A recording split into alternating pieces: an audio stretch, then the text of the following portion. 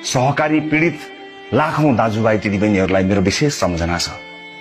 सहकारीको बचत फिर्ता गर्नको निमित्त तपाईले उठाउनु भएको आवाज कहाँबाट कहाँ आइपुग्यो मैले भनिरहनु पर्ने अवस्था छैन।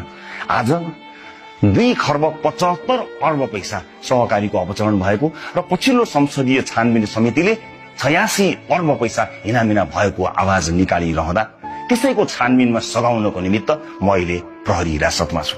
म यहाँ बसेर तपाईहरूको बचतका लागि चिन्तित हुँदै चाहे जुनसुकै परिस्थितिको सामना गर्न किन नपरोस्, अन्त्यसम्म जबसम्म तपाईले दुःख गरी जम्मा गर्नु भएको तपाईको बचत फिर्ता हुँदैन तबसम्म तपाईको पक्षमा अग्रपंक्तिमा लडिरहने प्रतिबद्धता म व्यक्त गर्न चाहन्छु।